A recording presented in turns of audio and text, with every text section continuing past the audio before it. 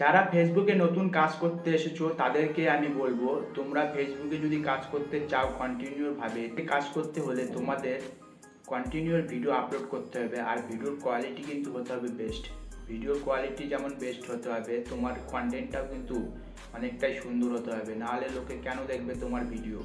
আর তোমার ভিডিও যতক্ষণ না লোকে দেখছে ততক্ষণ পর্যন্ত তুমি ভাইরাল কিন্তু হবে না।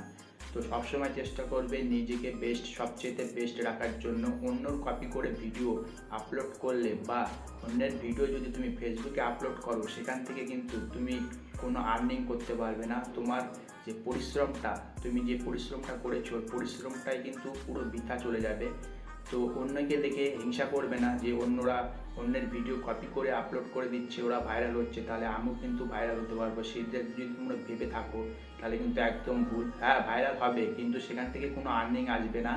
তো সেই চেষ্টাটা করবে না কখনো, কারণ অন্য ভিডিও কপি করে যদি তুমি ফেসবুকে আপলোড করো সেখান থেকে কোনো আর্নিংই তুমি পাবে না। তো সেই জন্য বলবো, তুমি তোমার নিজের ফেস বা ভয়েস দিয়ে ভিডিও বানাও, যেরকমই ভিডিও হোক না কেন, ভিডিও আপলোড করতে থাকো। 3 থেকে 6 মাস তোমার হয়তো ভিডিও ভাইরাল হবে না, কিন্তু আস্তে আস্তে দেখবে তোমার ভিডিওগুলো ভাইরাল হওয়া শুরু হয়ে গেছে। আর ভিডিওতে সবসময় চেষ্টা করবে হ্যাশট্যাগ, পপুলার যে হ্যাশট্যাগুলো চলছে সেই সব হ্যাশট্যাগ ইউজ করার জন্য। আর টাইটেল, ডিসক্রিপশন এগুলো তো তোমাকে মাস্ট দিতেই হবে। আর এই জিনিসগুলো যদি তুমি পুরোপুরিভাবে ফিল করতে পারো তাহলে অবশ্যই ফেসবুক থেকে তুমি সফলতা অবশ্যই পাবে। তো ভিডিওটা দেখার জন্য অসংখ্য ধন্যবাদ। আর এইরকম ভিডিও যদি তুমি পরবর্তীতে চাও তাহলে আমার পেজটিকে ফলো করে রাখো।